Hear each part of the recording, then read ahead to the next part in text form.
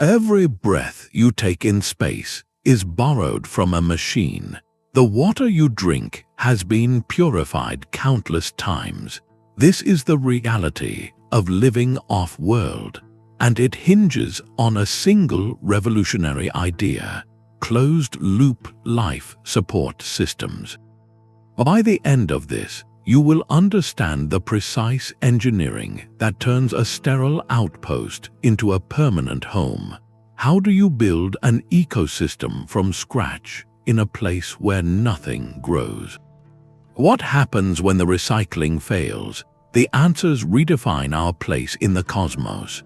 What does a self-sustaining future actually look like to you? That single, fragile umbilical cord is a perfect symbol of our current relationship with space. It represents an open loop, a system where everything flows in one direction. You bring supplies up, you use them, and what is left over becomes a problem to be stored or jettisoned. On Earth, we take our own planetary life support for granted. Our atmosphere is a vast reservoir, our water cycles endlessly, and nutrients are constantly renewed by biological processes. We live inside a magnificent, self-repairing bubble. In space, there is no bubble. There is only the one you bring with you, and every molecule of air, every drop of water, every scrap of material has a launch cost attached to it that is almost beyond comprehension. To put a permanent base on the Moon or a city on Mars using our current approach would be an exercise in economic and logistical madness. Think of it this way. A small crew of 4 people requires roughly 1,000 kilograms of supplies just for the basics every single month. That is the mass of a small car launched into orbit month after month forever. The fuel, the rockets, the infrastructure, it creates a never-ending chain of dependency stretching back to Earth. One single supply ship failure, one political shift back home that changes funding priorities, and your entire off-world colony faces an immediate crisis. Their survival would be hanging by a thread, or more accurately, by that fragile umbilical cord that can so easily be severed. This is the core reason we cannot live in space as we do on Earth. Our planet operates on a grand, closed-loop scale. We are borrowing from systems that replenish themselves. In space, we are merely draining a tank. The open-loop model makes us perpetual consumers, utterly dependent on a supply line that spans tens of millions of miles. It is not a way to build a future. It is a way to maintain a very expensive, very vulnerable camping trip. True permanence demands a fundamental shift in philosophy. We must stop thinking of ourselves as consumers in a hostile environment and start learning to become stewards, creating and tending to our own tiny, engineered biosphere. The journey from that fragile open loop to a resilient closed one begins with confronting our waste, not as a problem to discard, but as the most valuable resource we have. The very concept of waste is a human invention, one that space will not tolerate. To achieve permanence beyond our planet, we must abandon the idea of disposal entirely and embrace a radical new logic where every output is designed to become a new input. This is the closed loop, a symphony of circular regeneration playing out within the sealed walls of a habitat. It transforms a sterile environment from a resource sink into a living, breathing system that sustains itself. Think of it not as a collection of machines, but as the meticulous engineering of an ecosystem. The carbon dioxide you exhale is not a pollutant to be vented into the void. It is precious feedstock for algae bioreactors or hydroponic gardens, which in turn gift you back breathable oxygen and fresh greens. The water from a shower, from humidity in the air, even from sweat, is not waste. It is the next batch of drinking water awaiting reclamation. Every organic scrap from a meal becomes nutrient for the next generation of crops. In this tightly choreographed cycle, nothing is ever truly lost. It is merely in a state of transformation. forever flowing from one essential purpose to the next. This stands in stark contrast to the linear take-make-dispose model that still dominates much of life on Earth, a model that is fundamentally incompatible with the economics and physics of space. There, you cannot simply throw things away because away does not exist. You only have the finite volume inside your walls. Mastering this circular economy in the most hostile environment imaginable is not just an engineering goal, it is the very ticket to our long-term independence. To understand how such a system could ever be built, we must first dissect it into its two fundamental, intertwined components, the biological and the technological, beginning with the most intimate cycle of all, the very air we breathe. The air inside a sealed habitat holds a hidden conversation, a silent exchange of gases between lungs and leaves. This is the Bioregenerative Foundation, where our survival is quietly negotiated by the oldest technology on Earth, photosynthesis. Step inside a future Martian greenhouse, and you are not looking at a garden, you are looking at life support infrastructure. Rows of dwarf wheat, patches of lettuce, and illuminated tanks of swirling green algae are not just crops, they are the lungs and the pantry of this new world. Their work is elegantly simple and profoundly powerful. They absorb the carbon dioxide we exhale, and in return, they gift us the two things we need most: fresh oxygen and nourishment. This is biology performing a technological miracle, turning our waste into our sustenance in a continuous, silent loop. It transforms a sterile module into a mini biosphere, a tiny, self-repairing pocket of Earth's own vitality, engineered to keep us alive indefinitely. This approach leverages nature's own genius to do work that would otherwise demand enormous amounts of energy from clanking, complex machines. Why build a massive, power-hungry chemical processor to crack carbon dioxide when a humble plant can do it with sunlight? The bioregenerative loop is the ultimate in elegant, efficient design, but this elegance comes with a profound responsibility. You are not merely operating a machine, you are tending a living, breathing system. The challenge is one of delicate balance. You must maintain the perfect ratio of plants to people, ensuring oxygen production matches consumption. You must provide the precise spectrum of light, the exact blend of nutrients, and the stable temperature this artificial ecosystem needs to thrive. A pest outbreak, a fungal infection, or even a shift in the crew's metabolic rate can send ripples through the entire loop. This is the fascinating tension at the heart of a closed-loop system, the dance between biological resilience and engineered control. We are learning to garden not for beauty or harvest alone, but for the very composition of the air we breathe. Yet, even the most productive greenhouse cannot reclaim every resource. For the water that cycles through our bodies and the air, we must turn to a different kind of alchemy, one of filters, catalysts, and pure physical force. Yet for all the elegance of biology, a living system alone is too fragile a thread to hang your survival upon. This is where the Physico-Chemical Engine takes over, a suite of machines designed to mimic nature's cycles with relentless mechanical precision. While plants provide the breath and the food, these systems perform the heavy lifting of recycling, the unglamorous but vital work of turning waste back into usable resources with astonishing efficiency. Consider the water recovery system, a technological marvel that treats every drop of water as irreplaceable. It uses a combination of distillation and advanced filtration to reclaim moisture from the very air you exhale, from the humidity of a shower, and yes, even from urine, purifying it all back into crystal clear, potable water. The goal is not just recycling, but achieving near-perfect recovery rates, where over 98% of all water brought on board is continuously reused. It is a silent, constant process, a mechanical echo of Earth's own hydrological cycle, operating within the walls of a spacecraft. Alongside it hums the carbon dioxide removal assembly, a vigilant scrubber that continuously pulls carbon dioxide from the cabin air, preventing it from reaching dangerous levels. This machine acts as an artificial lung for the times when the biological one, the greenhouse, is sleeping or struggling. But perhaps the most futuristic alchemy happens inside something called a Sabatier reactor.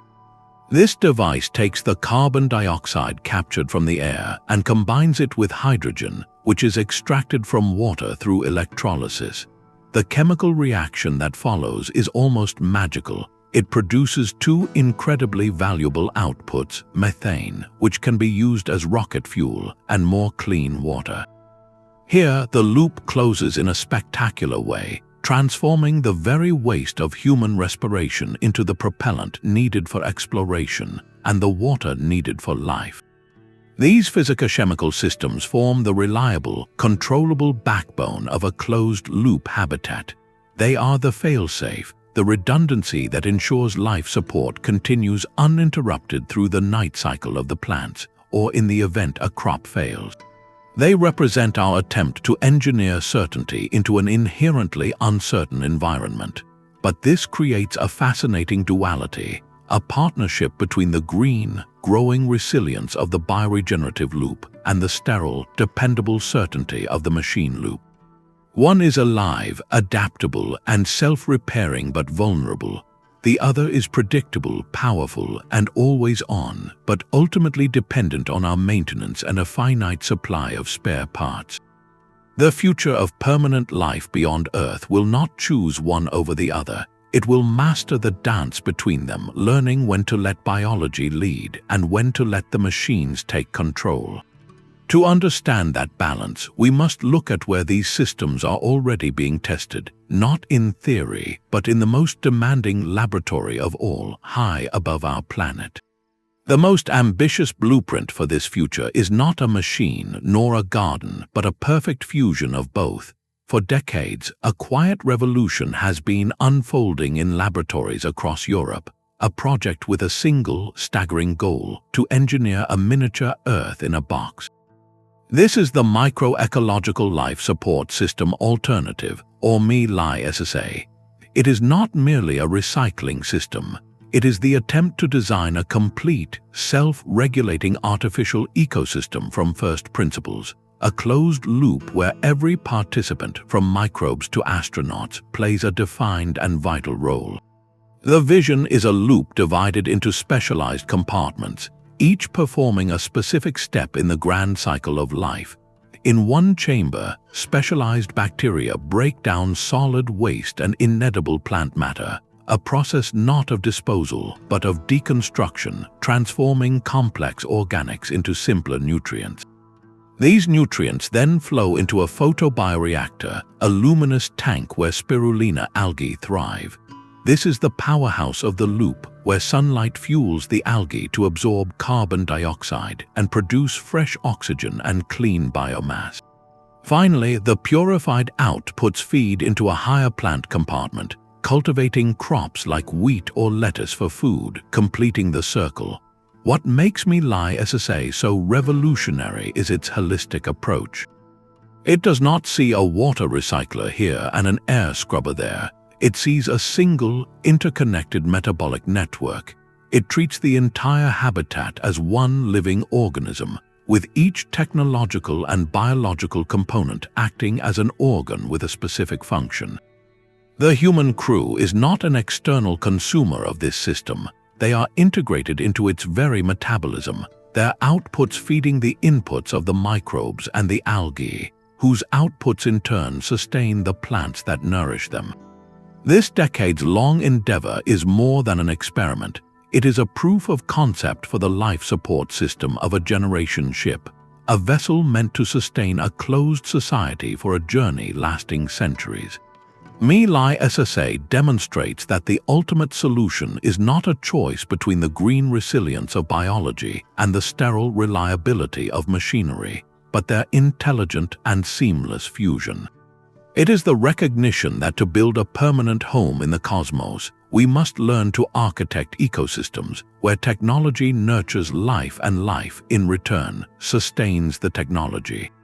Yet designing such a perfect loop on paper is one thing, making it resilient against the unpredictable chaos of reality is another. The true test comes when the system faces a failure, when a pump stops or a seal leaks, and the delicate balance you have engineered begins to unravel. That final few percent of water recovery is a battle fought molecule by molecule. In the grand vision of a closed loop, water is not just a resource, it is the absolute lifeblood, the solvent that carries nutrients, regulates temperature, and constitutes our very cells.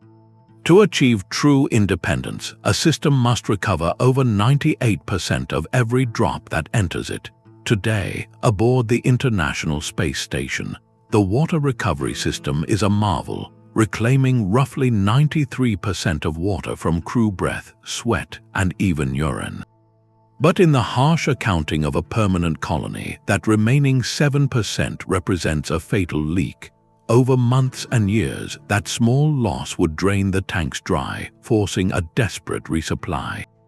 Closing that gap is perhaps the most critical engineering challenge we face. The difficulty lies in the stubborn contaminants left behind. Think of the purification process like boiling a pot of salty soup to capture the steam, which condenses into clean water. What remains in the pot is a thick, super saline brine, packed not just with salts, but with the trace chemicals of human existence, from medications to personal care products. On Earth, we might dilute this brine or dispose of it. In a sealed habitat, it is a toxic, concentrated problem you cannot simply eject. You must break it down completely. This is where next-generation technologies enter the fight. Systems like forward osmosis use natural osmotic pressure to draw pure water through a membrane, leaving contaminants behind, often using a special salt solution that can be regenerated with waste heat. Even more advanced are techniques like advanced oxidation, which create incredibly reactive compounds to obliterate the most persistent organic molecules at the chemical level, reducing them to harmless carbon dioxide and water.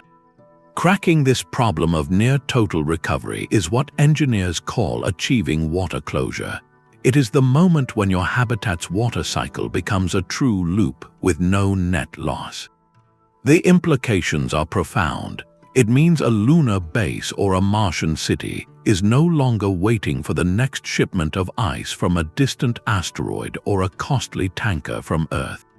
It means survival is decoupled from supply lines, and the equation for permanent habitation changes forever. With a secure water supply, the next foundational pillar of life becomes possible, growing food in a world without soil. A diverse, sustainable diet is the final frontier of self-sufficiency. Closing the food loop is about far more than just growing lettuce in a lab. It is about transforming every single scrap of organic matter back into the foundation of your next meal. This means viewing the inedible stalks of wheat, the peels from a space-grown potato, and yes, even human waste, not as garbage to be managed, but as the precious nutrients that will fuel tomorrow's harvest. On Earth, this process is handled by the slow, patient work of soil microbes and worms. In a sealed habitat, we must engineer that entire cycle of decay and rebirth to be hyper-efficient, clean, and compact. This is where advanced composting systems meet cutting-edge agriculture. Imagine a high-tech composter that uses carefully controlled heat and aeration to rapidly break down organic solids into a rich, stable fertilizer, all while minimizing odors and pathogens. That fertilizer then becomes the lifeblood for hydroponic gardens, where plant roots dangle in a nutrient-rich mist, or aeroponic systems, where they are suspended in air and periodically sprayed with a fine nutrient solution. These soil-less methods are perfect for space, as they use far less water, prevent disease, and can operate in any orientation, crucial for the microgravity of a spacecraft or the low gravity of a lunar base. The goal is a continuous loop where yesterday's meal scraps become the nutrients for next month's tomatoes. But the true power of closing this loop is not merely caloric, it is deeply human. After months of reconstituted, prepackaged meals, the psychological impact of biting into a crisp, freshly picked strawberry or smelling herbs growing in your habitat is immeasurable. It provides a sensory connection to Earth, boosts morale, and offers vital phytonutrients and variety that prepackaged food simply cannot match. It transforms a sterile outpost from a place you survive into a place you can truly live. This shift from mere sustenance to a semblance of home cooking is inextricably linked to the quality of the very air you breathe in that home, because what you grow and how you grow it directly shapes the atmosphere around you. The air inside a closed habitat is a precise and volatile recipe. Every breath you take alters its composition, a silent transaction where oxygen is traded for carbon dioxide. While a thriving greenhouse acts as a natural lung, its rhythm is tied to light cycles and plant health, leaving gaps in this vital exchange. This is where the physico-chemical systems step in, not as a backup, but as the vigilant conductors of an atmospheric symphony. They must perform a continuous, delicate dance, removing carbon dioxide at the exact rate it is produced and injecting fresh oxygen to replace what is consumed. Technologies like solid amine swings work like molecular sponges, soaking up carbon dioxide from the cabin air and then releasing it when heated, allowing the gas to be processed or stored. Other systems use advanced crystalline materials called zeolites, which trap specific molecules in their porous structures with incredible selectivity. Meanwhile, the oxygen you need can be coaxed from water itself through electrolysis, using electricity to split water molecules into breathable oxygen and hydrogen, a versatile gas that can be used in fuel cells or chemical reactors. But the true engineering marvel is not any single device, it is the dynamic balance they must achieve together. Imagine the air system as a master juggler. The crew wakes up and exercises, their metabolic rate spikes and carbon dioxide production soars. The system must instantly detect this and ramp up scrubbing. The lights go out in the greenhouse for its night cycle, and photosynthetic oxygen production drops to zero. The system must seamlessly increase electrolysis to compensate. A small leak develops in a water line, and humidity levels rise, triggering adjustments in the air conditioning and water recovery loops. This is not a set of static settings. It is a living, breathing, automated response to the unpredictable flow of life inside the can. The goal is a system so finely tuned it can maintain a safe, comfortable atmosphere without a crew member ever needing to glance at a gauge, creating an invisible, intelligent bubble of Earth-normal air in the deep silence of space. This relentless, automated curation of our immediate environment finds a parallel in the management of the most tangible byproduct of human life, the solid waste we produce, where the challenge shifts from balancing gases to transforming mass. The solid mass of a discarded spacesuit glove or an empty food package represents a profound failure in a closed-loop habitat, a dead end where precious atoms stop circulating. This is the fourth critical challenge, the transformation of solid waste from a logistical burden into a primary resource. On Earth, we landfill it. In space, we must learn to mine it. Every piece of packaging, worn-out clothing, and metabolic byproduct is not trash. It is a condensed repository of carbon, hydrogen, oxygen, and vital minerals, all of which were launched at staggering expense. Throwing any of it away is literally throwing away the building blocks of your own survival. The vision here is absolute, a zero-waste habitat where the very concept of disposal becomes obsolete, replaced by a continuous cycle of reclamation. Imagine a future where a torn garment is not jettisoned into orbit but fed into a processor. Advanced recycling technologies like pyrolysis could handle this. This process involves heating the material in the absence of oxygen, preventing it from burning. Instead, it breaks down chemically. Complex plastics and fibers decompose into simpler, valuable outputs, a mix of gases that can be refined back into new plastics or fuels, clean water vapor that is captured, and a carbon-rich solid residue called char. This char itself is a treasure, potentially serving as a soil amendment for hydroponics, or even as a raw material for three-dimensional printing tools and spare parts on site. This transforms the entire logistics of a colony. You are no longer managing waste, you are operating a miniature refinery and manufacturing plant, using the materials you already have on hand. The colony's supply chain turns inward, dramatically reducing its need for shipments from Earth. It is a complete paradigm shift, viewing every single item from its creation through its use to its eventual breakdown as part of a perpetual journey through the loop.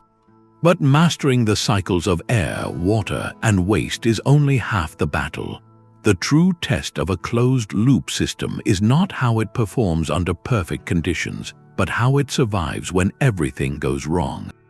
A silent, invisible workforce operates within the loop. Beyond the glowing algae tanks and the whir of water recyclers, the true architects of closure are microscopic. They are bacteria and fungi, specially selected and carefully managed, performing the essential, messy work of decay that our sterile machines cannot. On Earth, this labor is performed freely by the trillions of organisms in a single handful of soil. In our sealed habitat, we must engineer that same vital function from scratch. These microbial consortia are the ultimate recyclers. When you discard the inedible stem of a space-grown tomato, it is not a waste product, it is a delivery of complex carbohydrates and fibers. Left alone, it would simply sit there, but introduce a tailored community of bacteria, and a silent feast begins. They break down those tough plant fibers, liberating the locked-up nutrients nitrogen, phosphorus, potassium, and transforming them into a form the next generation of plants can readily absorb. This is nutrient cycling in its purest, most essential form, the foundational process that turns death back into life, completing the food loop in a way no machine ever could. Their role extends far beyond composting. Specially designed biofilters use mats of microbes to purify air and water, consuming trace contaminants and volatile organic compounds that might slip past mechanical systems. Other bacteria are harnessed for their ability to fix atmospheric nitrogen, literally pulling the vital element from the cabin air and converting it into a fertilizer that greenhouses desperately need. This microbial workforce is not a passive component. It is a dynamic, living partner in the loop. The frontier now is not just harnessing them, but understanding how to cultivate stable, resilient communities. You cannot have a single strain of bacterium on a 10-year mission to Mars. What if it mutates or fails? The goal is to create diverse, self-regulating microbial ecosystems that can adapt to changes, resist invasion by harmful microbes, and maintain their crucial functions over decades. This turns the closed loop from a collection of parts into a true, living network. The pumps and filters provide the skeleton, the plants provide the lungs, but these unseen microbes are the digestive system and the immune system, the quiet, efficient processes that keep the entire biological economy flowing. Their success means the difference between a habitat that is merely mechanically closed and one that is truly, biologically alive. This intricate dance between biology and engineering raises a profound question. How do you build a system resilient enough to survive not just a pump failure, but a cascade of them? A closed loop is a hungry beast, and its only food is energy. Every single process we have explored, from the gentle hum of a water purifier to the blazing glow of a grow light, demands a relentless and massive input of power. This is the non-negotiable physics of survival. You cannot recycle a molecule, split a water droplet, or scrub a breath of air without paying an energy cost. The entire elegant symphony of the closed loop grinds to a halt in darkness and silence without it. Therefore, the first and most critical step in building a permanent home on another world is not laying a foundation or planting a seed, it is securing a powerhouse. Your energy budget dictates the very scale of your existence. It determines how many square meters of crops you can illuminate under efficient LED arrays, how many liters of water you can reclaim from stubborn brine each day, and how much carbon dioxide your processors can pull from the air. More energy means a larger, more robust, and more comfortable habitat. Less energy means a fragile, precarious existence constantly on the brink of rationing. So where does this vital power come from? In the inner solar system, the sun is the default banker. Vast fields of solar panels can harvest its abundant light, a clean and renewable solution for stations in orbit or on the moon's sunlit plains. But space is a place of extremes, and the sun is not always a reliable partner. Consider a lunar base situated in the shadowed depths of a crater near the South Pole, a location chosen for its potential stores of water ice. There, the sun may not rise for months, plunging the outpost into permanent, profound darkness. Or picture a settlement on Mars where planet-wide dust storms can rage for weeks, blotting out the sun and coating solar panels in a fine, power-killing silt. In these environments, you need a source that is immune to the weather and the rotation of worlds. This is where nuclear fission reactors enter the equation. While the term may conjure images of complex earthly power plants, space-rated fission systems are compact, rugged, and designed for years of autonomous operation. They provide a steady, unwavering trickle of heat and electricity regardless of the environment outside, making them the compelling choice for humanity's most ambitious footholds in permanently shadowed or storm-plagued locations. This reveals the deeper truth about our quest for independence. The closed loop does not eliminate our dependencies, it fundamentally transforms them.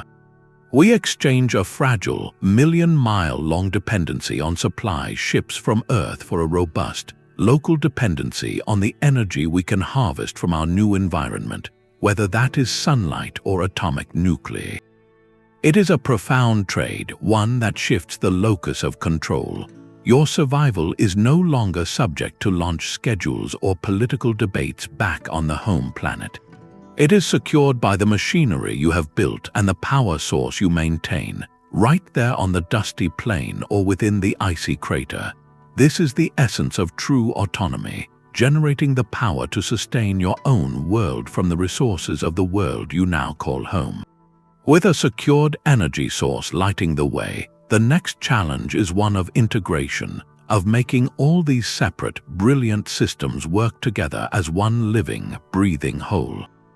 The silent, sealed habitats of tomorrow are being built today in the most isolated places on Earth. Before we can trust our lives to a closed loop on Mars, we must first learn its rhythms in environments that mimic the profound separation of space without ever leaving the ground. Research stations buried in the Antarctic ice sheet serve as perfect terrestrial analogs.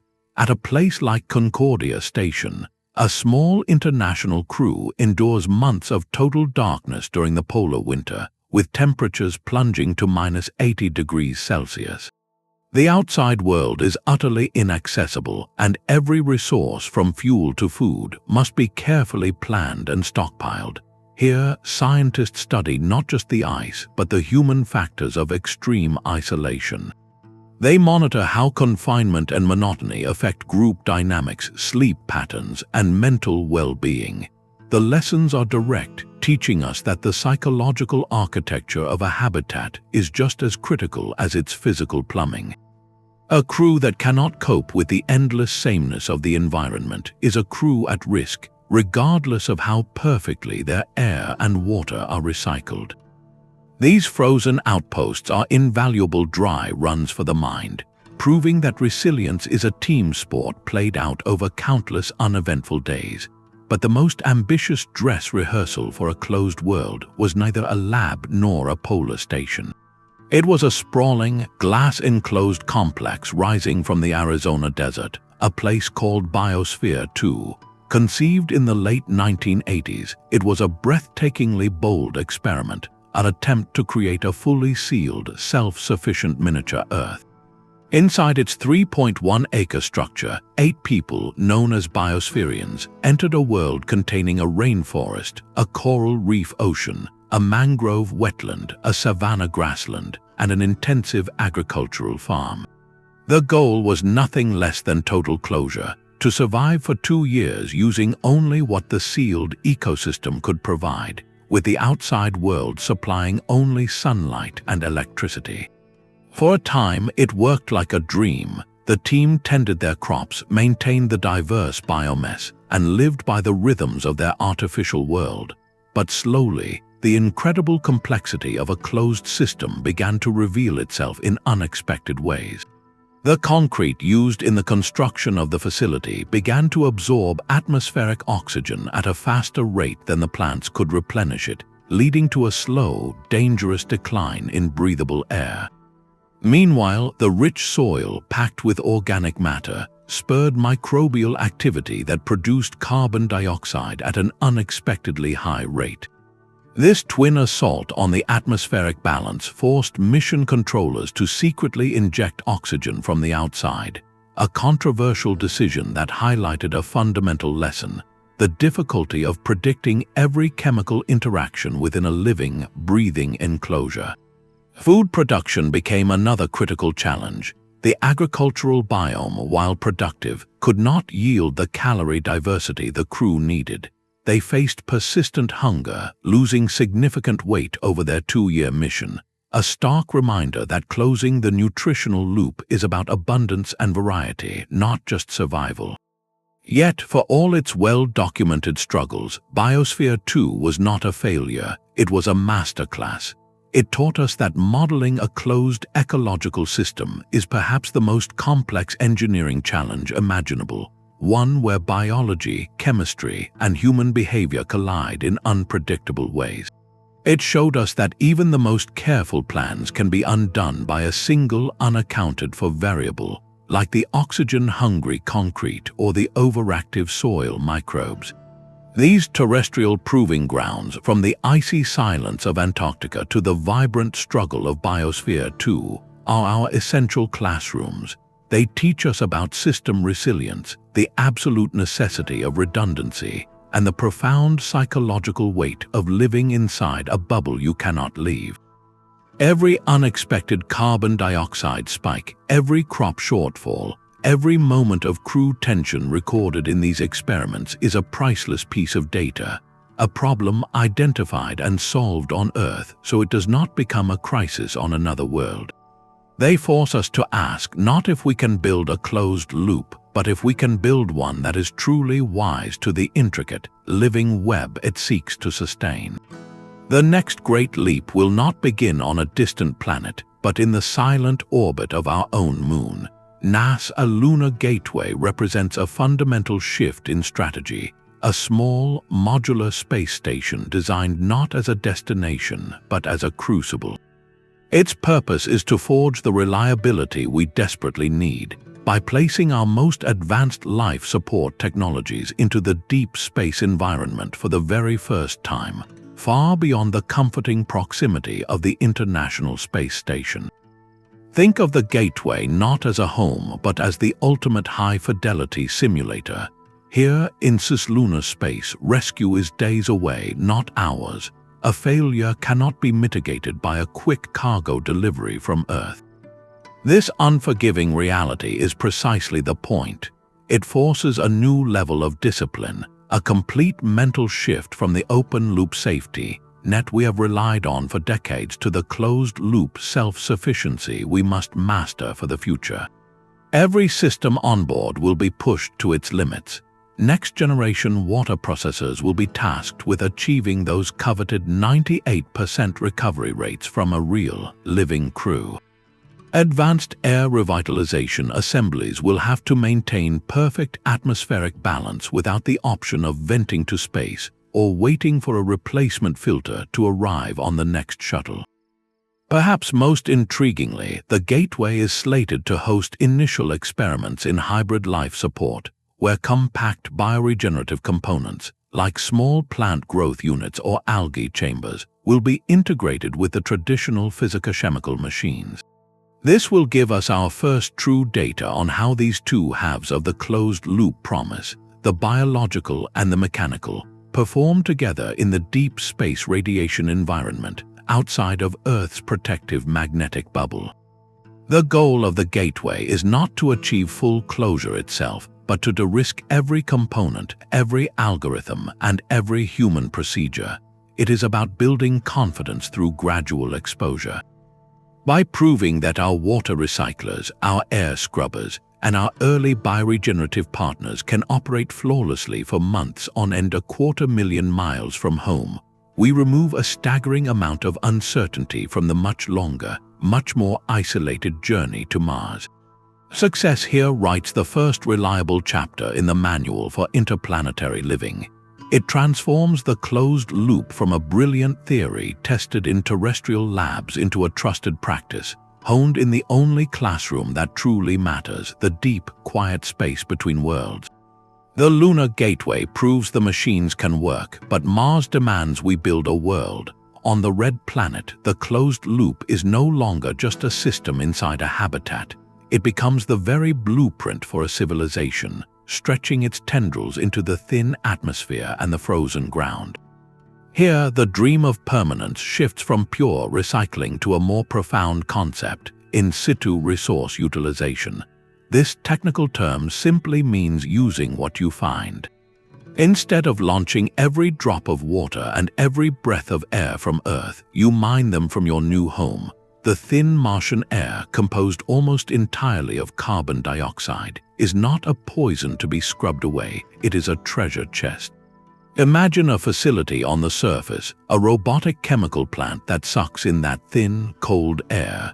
Using processes like electrolysis and the Sabatier reaction we discussed earlier, it cracks the carbon dioxide molecules apart, extracting the oxygen atoms to create breathable air and combining them with hydrogen to create methane rocket fuel. Meanwhile, robotic drills would tap into vast deposits of water ice believed to lie just beneath the surface at the poles and in mid-latitudes. This is the foundational act of settlement, turning the local environment into the initial stockpile for your closed loops. The implications are staggering. By manufacturing the water and air you need on site, you slash the initial mass you must launch from Earth by perhaps 80%. You are not just bringing a life support system, you are bringing the factory that will build it, fed by the planet itself. This locally sourced water then flows directly into the habitat's internal recycling systems, the same advanced water recovery and air revitalization assemblies proven at the Gateway, creating a seamless pipeline from planetary resource to human consumption.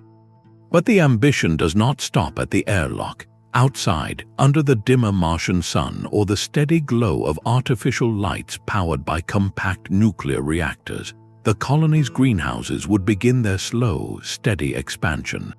At first, they are vital supplements providing fresh greens and psychological relief. But as techniques improve and the closed nutrient loops from food waste and microbial processing tighten, these pressurized domes or underground caverns could grow into vast agricultural biomass. Their success directly translates into food independence, reducing the need for pre-packaged meals from Earth with every new harvest. On Mars, the closed-loop philosophy expands in scale. It begins with a machine pulling oxygen from the rust-colored sky, extends through the water purified in the habitat's core, flows into the roots of plants nourished by recycled waste, and returns to the air the colonists breathe. It is a planetary-scale strategy for life, a demonstration that we can not only visit a world, but learn to make it give us what we need to stay. This audacious concept, proven first on the dusty plains of Mars, is the dress rehearsal for an even grander and more isolated stage, where the nearest supply line is not just months away, but generations. The journey to Mars is a monumental step, but it is merely a prelude to a voyage of a different scale entirely. Beyond the orbit of our sun, in the profound darkness between stars, lies the ultimate proving ground for the closed loop. Here, the destination is not a world but a journey itself, one lasting longer than any single human life. This is the realm of the generation ship, a self-contained ark traveling for centuries toward a distant point of light. Within its hull, the concept of closure becomes absolute, non-negotiable. There are no supply depots along the way, no possibility of turning back. Every single atom of oxygen, every molecule of water, every nutrient needed to sustain not just a crew, but a civilization in miniature, must be reclaimed and reused across dozens of generations. The ship itself becomes a fragile, speeding island, a perfect micro-Earth hurtling through the void. The reliability demanded here is almost beyond comprehension. A critical system failure that might mean a few tense days on Mars would spell the end of everything on a generation ship. There is no rescue, only the relentless forward momentum of the vessel and the lives it carries. This necessitates a level of engineering redundancy we can scarcely envision today. Every vital component, from air processors to food production modules, would need multiple backups, and those backups would need their own backups. More than that, the systems would need to be self-diagnosing and self-repairing, capable of identifying a failing valve or a clogged filter, and deploying robotic tenders or even utilizing advanced three-dimensional printing to fabricate a replacement part from the ship's own recycled material stocks. The society on board would evolve in profound ways, its culture and knowledge shaped by the singular purpose of maintaining the vessel that is their entire universe. Their understanding of resource cycles would be instinctual, woven into their education and their myths. They would be the ultimate stewards because the cost of neglect is not a missed resupply but the end of their lineage. This is why our work on the Moon and at Mars is so foundational. These are not just destinations, they are the essential training grounds, the laboratories where we incrementally solve the 1,000 individual puzzles of sustained closure. Each time we achieve a higher percentage of water recovery, each time we stabilize a hybrid biological mechanical life support system for a year, each time we learn to grow a more nutritious crop in regolith, we are not just preparing for a lunar base or a Martian city. We are writing the early, crucial chapters of the manual for a journey to the stars. This perspective fundamentally shifts the meaning of space exploration. It transforms it from a series of heroic expeditions, finite missions with a clear return ticket, into the beginning of an enduring legacy. It becomes about life itself, in its resilient, clever, human form, learning to propagate outward, carrying its own sustainable world within it. The technology we develop to survive in those hostile environments does more than promise us new homes. It offers a profound mirror back to our current one.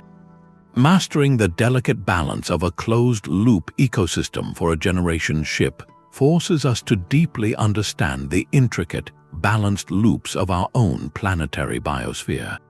In striving to build a tiny, sustainable Earth in a bottle, we may finally learn the true value of the vast, irreplaceable one we already have. This profound irony lies at the heart of our journey. We are engineering miracles of sustainability for the most barren environments imaginable, while our own lush, abundant planet suffers under the weight of a linear, extractive system. The very technologies forged to survive in the void hold a mirror to our terrestrial challenges, offering not just tools, but a new philosophy for stewardship right here at home. Take the hyper-efficient water recycling systems designed for spacecraft. Their goal is near-perfect recovery, treating every drop as precious. Now translate that to a drought-stricken region on Earth. Advanced filtration and distillation techniques derived from space research could transform municipal wastewater from an environmental burden into a crystal-clear, safe resource for agriculture or even drinking, dramatically easing pressure on depleted aquifers and rivers.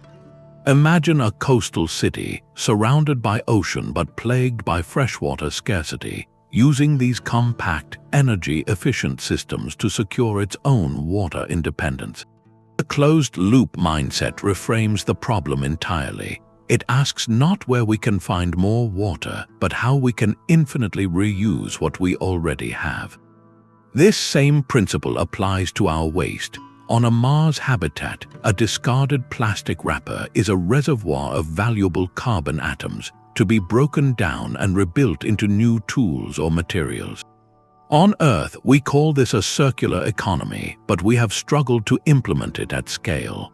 The advanced recycling and reprocessing methods being pioneered for space, like pyrolysis, which turns complex waste into reusable gases and solids, offer a blueprint for true zero-waste communities. They show us how to design products from the start for disassembly and rebirth, ensuring nothing ends up in a landfill or the ocean.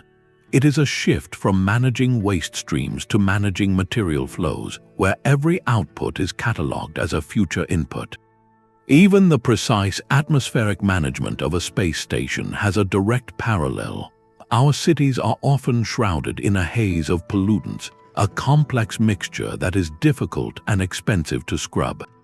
The sensitive, multi-stage air revitalization systems developed for crewed spacecraft, capable of removing trace contaminants and balancing gas ratios, could inspire a new generation of urban air purification technology, creating cleaner, healthier public spaces.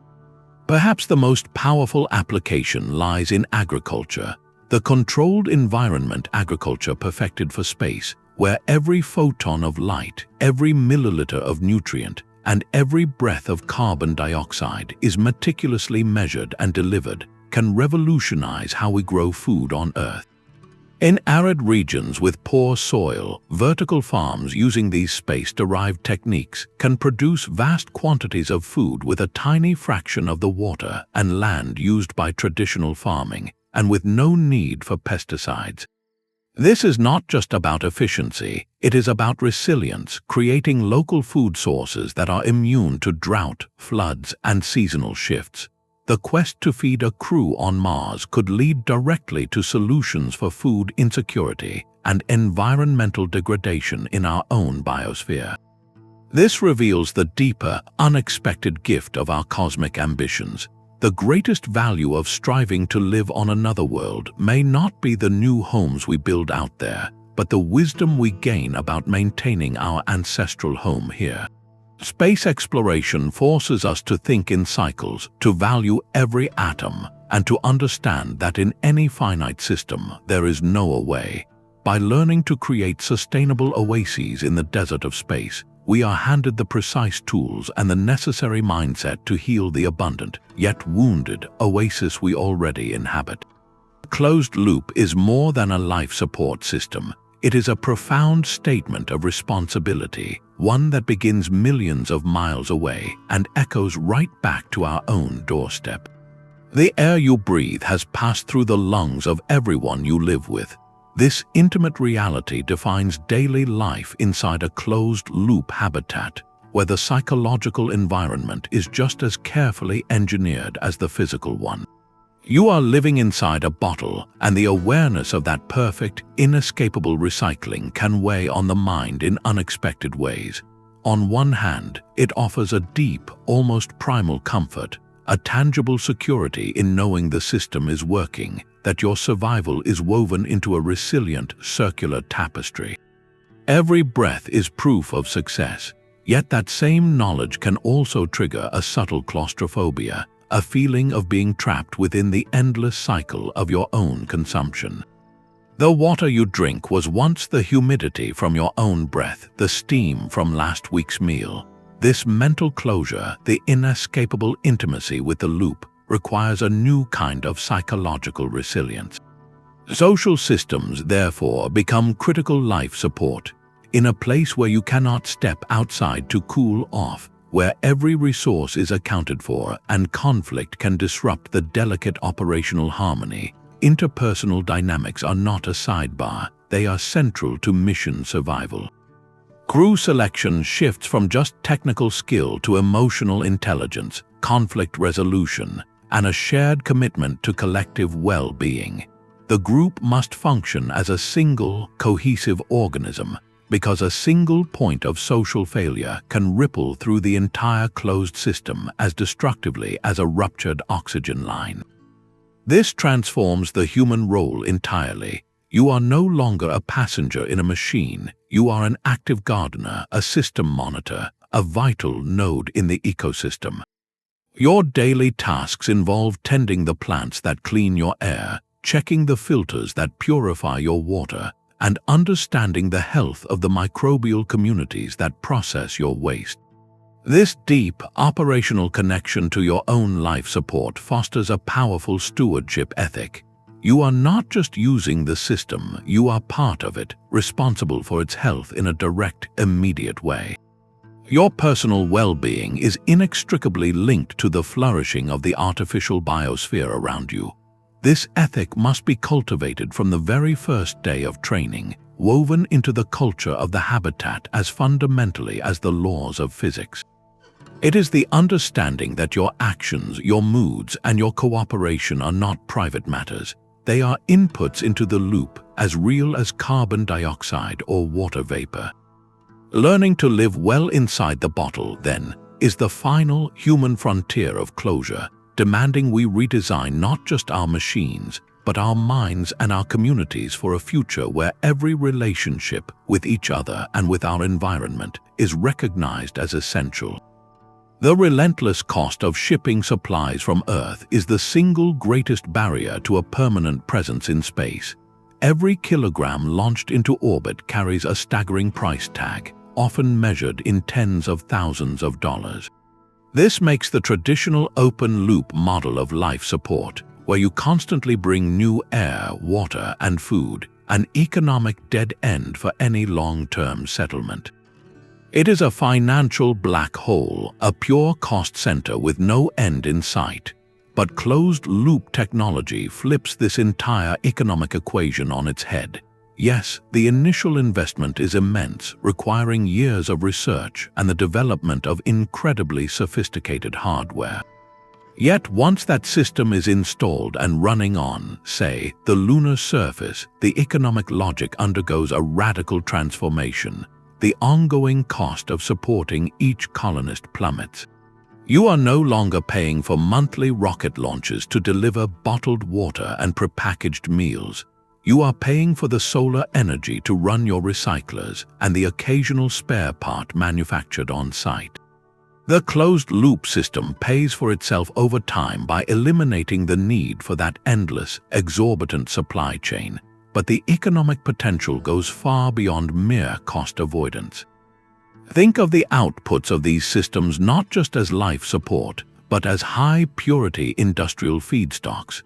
The water reclaimed by a state-of-the-art processor is not just drinking water, it is laboratory-grade pure H2O, essential for any kind of advanced manufacturing or scientific research. The oxygen generated for breathing is also a critical oxidizer for industrial processes and rocket fuel production. Even the biomass from algae reactors or plant waste could be refined into specialized materials, nutrients, or substrates for pharmaceutical experiments that are impossible in Earth's gravity. Suddenly, the life support system is not a drain on resources. It is the colony's first and most vital utility. A foundational piece of infrastructure that enables other economic activities to flourish. A lunar outpost could transition from a scientific base to a manufacturing hub, producing specialized materials in the vacuum of space. A Martian city could become a center for biotechnology, leveraging its closed-loop biosphere for research that benefits both the settlement and Earth. This shift is crucial for attracting the sustained investment needed to build these futures. Governments fund missions, but true permanence requires economies. By transforming life support from a pure cost into a value engine that enables commerce and industry, the closed loop makes the business case for staying. It suggests a future where settlements are not just sustained by Earth's generosity, but become self-sustaining contributors to a broader interplanetary economy, paying their own way and creating new wealth from the very act of survival. The architecture of a permanent home in space must be as flexible as life itself. A colony is not a finished product delivered in one piece, but a living entity that begins as a seed and grows over decades. Its life support system must mirror this organic expansion, built not as a single monolithic machine, but as a network of interlocking, specialized modules. Think of it like building with the most sophisticated Legos imaginable, where each block has a vital, singular purpose, and they are all designed to snap together. The first crew to land on Mars would not step into a fully realized city-scale biosphere. They would enter a core habitat centered on a robust, reliable physico-chemical life support unit, a mechanical heart that recycles their air and water with proven, predictable technology. This is the essential foundation, the starter kit for survival. But as more settlers arrive, the system grows. You do not rebuild the entire life support plant. You simply connect new modules to the existing network. A pressurized greenhouse module, pre-grown with seedlings on Earth, docks to the habitat. Its air and water lines interface seamlessly with the core system, and suddenly, the loop gains a biological lung and a fresh food source. Later, a dedicated waste processing and recycling module is added, turning solid waste into fertilizer and raw materials with greater efficiency. Each new block expands the colony's capabilities and resilience, transforming a simple outpost into a complex, layered ecosystem. This modular plug-and-play philosophy is not just convenient, it is a fundamental strategy for managing risk and cost. A mission sponsor, whether a government or a private enterprise, can fund the initial, essential core, knowing that future expansion is designed into the blueprint. The investment scales with proven success. If a new bioregenerative module encounters a problem, it can be isolated and repaired without shutting down the entire colony's life support. This approach allows a settlement to grow in tune with its population and its confidence, its life support capacity expanding in perfect lockstep with its ambition. From a stark pioneer outpost of 10 to a bustling research station of 100 to a true city of thousands, the underlying principle remains the same. You add more blocks to the network. But connecting these modules is more than a physical exercise. It demands a nervous system, a layer of intelligent monitoring that watches over the entire growing organism. Every breath you take is a vote of confidence in 1,000 silent backups. This is the non-negotiable reality of life inside a sealed world, where the margin for error is zero and the cost of a single failure is everything. The elegance of a closed-loop system is matched only by its ruthless engineering imperative, redundancy. You cannot design a system to merely work. You must design it to survive its own inevitable breakdowns.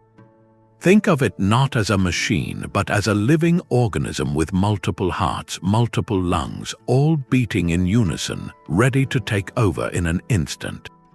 For a function as critical as oxygen production, you would never rely on just one method. The primary system might be water electrolysis, splitting H2O into breathable oxygen. But alongside it hums a secondary pathway, perhaps a solid chemical oxygen generator that releases oxygen when heated, a simple, robust technology with no moving parts. And as the biological partner in this dance, the greenhouse with its photosynthetic plants provides a third, fundamentally different source. These are not just backups, they are entirely separate technological philosophies, so that a flaw in the design of one cannot possibly affect the others. A power failure might cripple the electrolysis unit, but the chemical candles will still burn, and the plants, if illuminated by emergency power, will keep working. This layered approach weaves a safety net so dense that a single snapped thread cannot unravel it. But redundancy in hardware is only the first layer of defense. The true intelligence of the system lies in its ability to not just have spare parts, but to know when to use them. This is fault tolerance, the system's nervous system. A network of thousands of sensors constantly monitors the habitat's vital signs, the pressure in every line, the chemical composition of the air, the flow rate of every pump, the electrical signature of every motor. Their job is to listen for the whisper of a problem long before it becomes a shout. Imagine a tiny crack developing in a water line within a wall. A pressure sensor downstream detects a minute anomalous drop. The system's software, trained on millions of simulated failures, doesn't just sound an alarm. It first cross-references the data with flow meters and moisture sensors. Within milliseconds, it identifies the most likely location of the leak. Then, it does something profoundly clever. It commands automated valves to isolate that specific segment of plumbing, sealing the leak off from the rest of the network, all while rerouting water flow through parallel pipes to maintain pressure for the crew. The life support continues uninterrupted. The crew gets an alert on their tablet, not an emergency siren, showing the isolated section and a recommended repair procedure. This is the principle of graceful degradation. The system is designed to lose capability in a controlled, stepwise manner, sacrificing non-essential functions to preserve core life support, giving the human crew time to understand, to diagnose, and to fix. It might temporarily reduce water pressure to non-critical systems like the shower to ensure the drinking water line remains full. It might power down the lettuce growth chamber to prioritize electricity for the carbon dioxide scrubbers. The goal is to avoid a single catastrophic collapse, trading a small, manageable inconvenience for the ultimate guarantee of survival. This philosophy extends beyond the machines to the humans who tend them. Every procedure, from replacing a filter to rebooting a computer, is designed with the same fault-tolerant logic. Training involves countless simulations of cascading failures, teaching crews to think in terms of system states and backup pathways rather than following a simple checklist. The safety net is woven from both cutting-edge technology and ingrained human procedure, creating a culture where every action considers what happens if this component fails. It transforms the habitat from a fragile bubble into a resilient entity capable of weathering internal storms. This relentless focus on surviving failure is what makes a mission measured in years or even decades conceivable.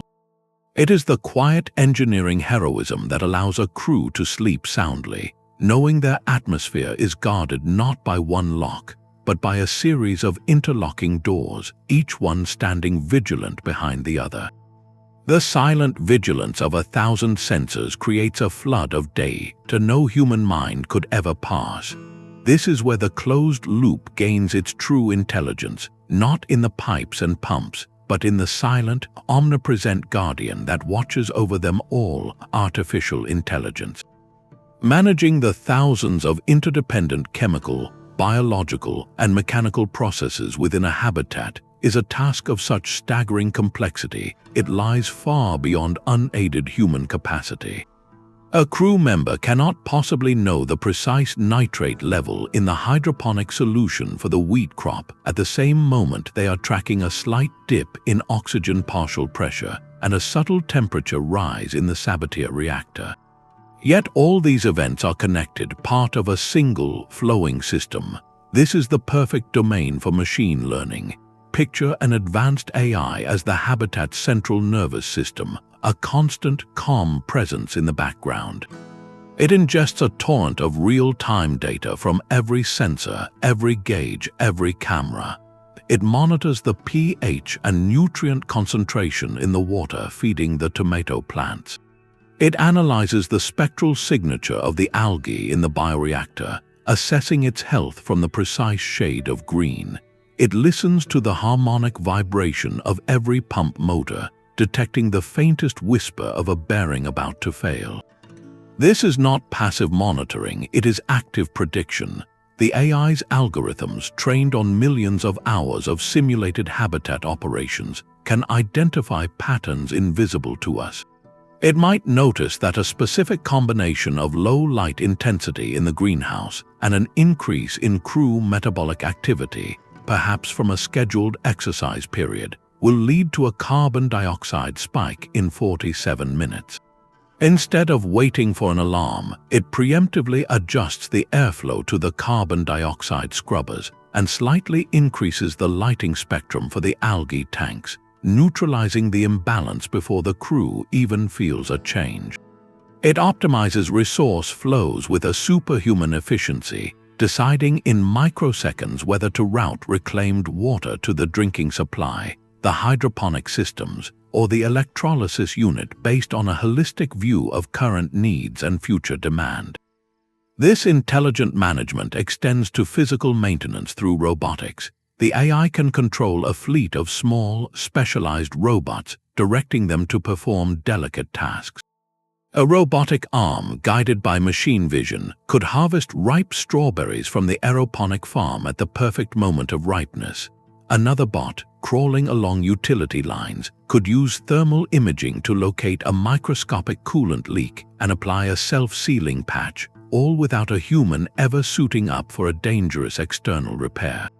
This transforms life support from a manual, labor-intensive task into an autonomous, intelligent utility, as reliable and unnoticed as the electrical grid in a modern city. It frees the human crew from the burden of constant system babysitting, liberating their time, their focus, and their creativity for the very purpose that brought them across the void, to explore, to discover, and to build a new chapter for humanity. The blueprints for our future in space are being drafted in a dozen languages. This monumental challenge of building a permanent, self-sustaining home beyond Earth is too vast for any single nation or corporation to solve alone. The current landscape is a vibrant tapestry of international and commercial collaboration, a global endeavor pooling the brightest minds and the most ambitious visions. Look at the partnerships already in place. The American Space Agency, NASA, works hand in hand with the European Space Agency on advanced environmental control and life support systems, sharing data and testing components across continents. Private companies like SpaceX are not just building rockets, they are designing next-generation habitats with integrated, robust life support as a core feature from the very first sketch. Meanwhile, agile startups around the world are innovating with novel recycling technologies, bioengineering new strains of algae, and creating ultra-efficient filtration systems, pushing the boundaries of what is possible. This global pool of knowledge, capital, and competitive spirit is what accelerates progress at a pace no single entity could match. It means a breakthrough in water reclamation from a lab in Tokyo can be tested in a simulated Mars chamber in Canada and then integrated into a module being built in Europe. But for this collaborative future to function seamlessly in orbit or on another world, we need more than just goodwill. We need shared technical standards and interoperable systems. Imagine a lunar base growing over time, where a habitat module from Japan needs to dock perfectly with a greenhouse from the European Union and a laboratory from the United Arab Emirates. Their life support systems, the plumbing and airlines, must connect as easily as plugging in a power cord. The airlock seals, the data protocols, the electrical voltages, all must speak the same language.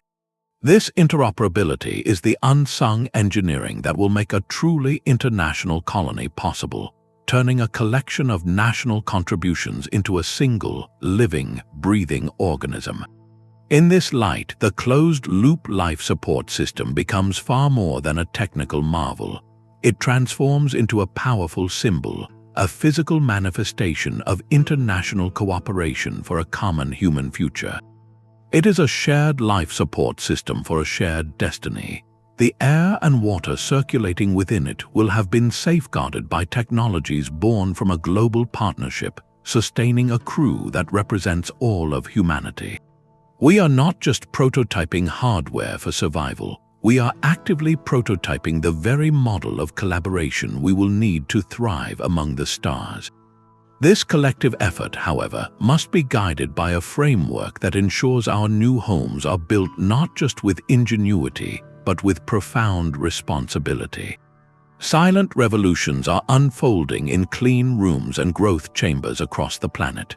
While we dream of Martian cities, the foundational work is happening here, in laboratories where the problems of tomorrow are being solved molecule by molecule, leaf by leaf. This is not theoretical, it is a global sprint of active prototyping. At NASA Advanced Exploration Systems Division, the focus is on the very air we breathe. Engineers are testing next-generation carbon dioxide scrubbing materials, substances far more efficient and durable than what we use today. Imagine a new kind of filter, not a disposable cartridge, but a smart material that can absorb vastly more carbon dioxide and then release it on command with minimal energy, a material that could last for years without replacement. This is the granular work that upgrades a life support system from functional to flawless. Across the Atlantic, the Eden Project in Germany is tackling the biological half of the equation. Their researchers are not just growing plants, they are conducting a masterclass in optimization for space. Which varieties of tomato or lettuce produce the most food with the least water and the shortest growth cycle? What precise spectrum of LED light triggers the fastest photosynthesis without wasting energy? How do you design a root module that maximizes yield in a tiny volume? Their greenhouses are data factories, each harvest teaching us how to build more productive and resilient agricultural biomass for the stars. Meanwhile, in the commercial sector, companies like Paragon Space Development Corporation are thinking in systems. Their goal is integration, creating compact, robust life support units that bundle air revitalization, water recovery, and thermal control into a single, smart package.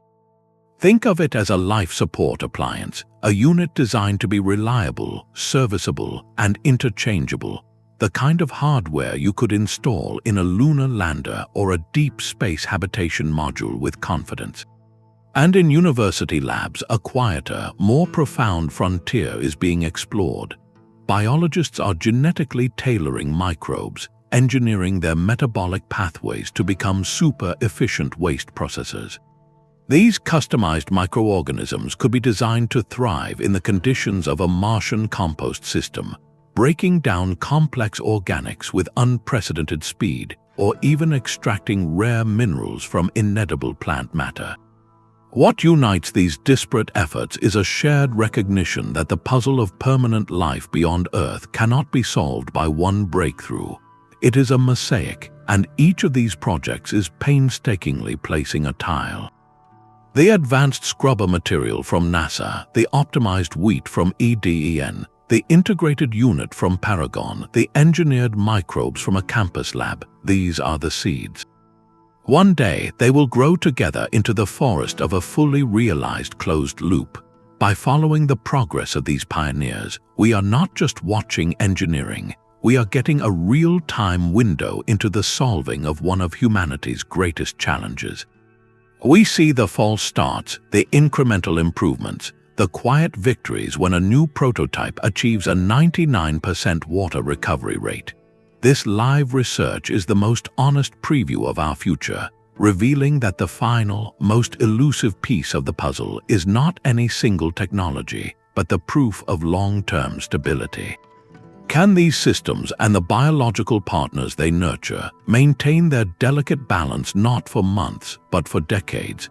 The answer to that question is being written now, in data points and growth charts, in labs lit by the steady glow of a shared, extraordinary ambition. That final, elusive percentage of closure is a race against time itself.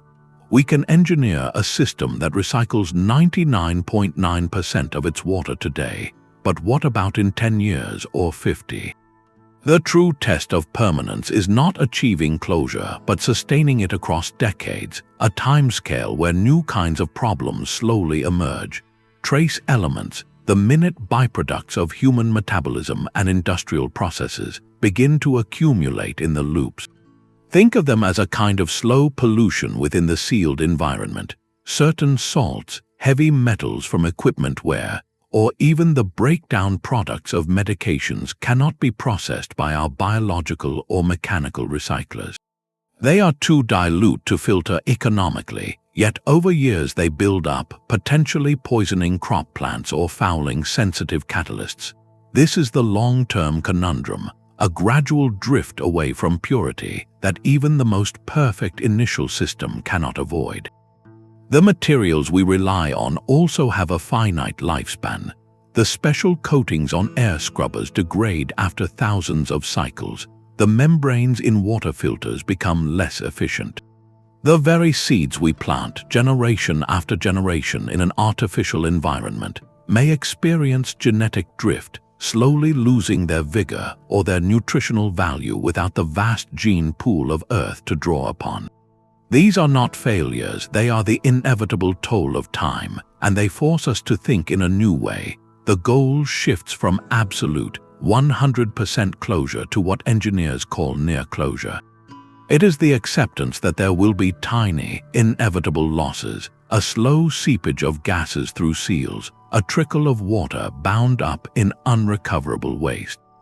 The strategy becomes one of balance, designing the system so these losses are so minimal that they can be topped up from local resources, not from Earth.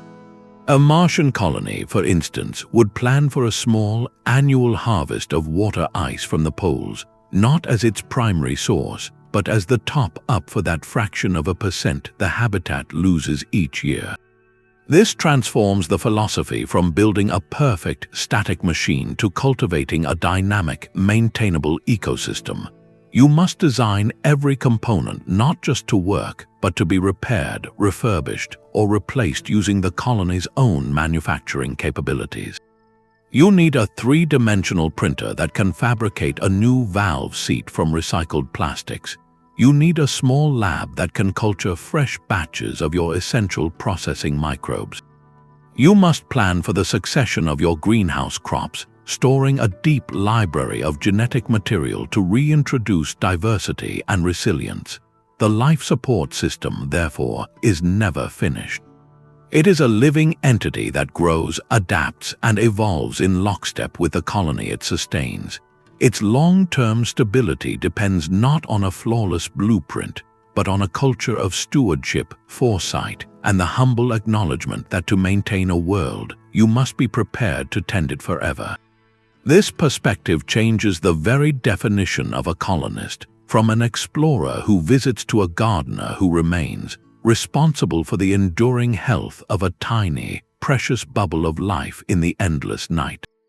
This immense power to design a living world from scratch is not just a technical challenge, it is a profound ethical weight. By selecting which plants thrive and which microbes are permitted, we are not merely gardening, we are defining the entire spectrum of life for a new environment. We become the architects of a simplified, purposeful biosphere, one where every organism has a job description. This forces a consideration of welfare that extends beyond the human crew. What are our obligations to the sentient beings we might bring, or to the simpler organisms whose lives are entirely subject to our design? The responsibility is staggering because the stakes are absolute. A failure in a closed-loop habitat on Mars is not an ecological setback, it is a terminal event for every living thing sealed inside. There is no wilderness to retreat to, no backup ecosystem. This power to give life, and by accident or neglect to take it away, places us in a role we have never fully occupied before. It raises difficult questions about control. Do we engineer every process for maximum efficiency, creating a sterile, perfectly predictable machine of life? Or do we allow for some degree of natural ecological fluctuation, building in buffers and redundancies that let the system self-regulate, even if that means accepting a little messiness and unpredictability? The latter approach, mimicking Earth's own resilient complexity, may actually create a more robust habitat in the long run, but it requires us to relinquish a measure of control to trust in the systems we have built. This tension lies at the heart of the endeavor. The closed loop, therefore, transforms from a feat of engineering into a deep philosophical exercise. It is a continuous lesson in stewardship, demanding humility alongside our ingenuity. We are learning that to create a living environment is to accept a permanent duty of care, a covenant with the fragile web of existence we have summoned into being. It is a fitting final reflection as this journey through the loops of air, water, and life draws to a close. We began by examining the brittle umbilical of an open loop, and we end by contemplating the sacred responsibility of a closed one. The ultimate goal is not to conquer space with our machines, but to learn how to respectfully carry a whisper of Earth's living essence within them, to become not just explorers, but conscientious gardeners of our own future. The intricate dance of gases in a spacecraft and the lush greenery of a Martian greenhouse are more than just engineering. They represent a profound shift in our relationship with the cosmos, a declaration that we are ready to carry the essence of our living world with us. Closed-loop systems are the ultimate enabling technology, the bridge between fleeting visitation and permanent residence. They redefine what it means to explore. We are no longer just visitors planting flags and collecting samples. We are becoming settlers, learning to build homes that breathe, recycle, and sustain themselves far from the cradle of Earth. This is the quiet, monumental work that makes every other dream of a spacefaring civilization possible. Without these loops, our reach remains limited, tethered by an umbilical of supply ships. With them, the entire solar system opens up as a place not just to see, but to live within. The ultimate lesson, however, circles back to our own planet. In striving to build a perfect, miniature Earth for the void, we are forced to understand the magnificent, complex original with new reverence. Every challenge of balancing gases, purifying water, and cycling nutrients in a sealed habitat is a masterclass in the delicate, interconnected systems that have sustained life here for eons. We learn the true, non-negotiable meaning of sustainability not as an abstract ideal, but as a practical, daily requirement for survival. The journey to close the loop is therefore a journey in two directions at once.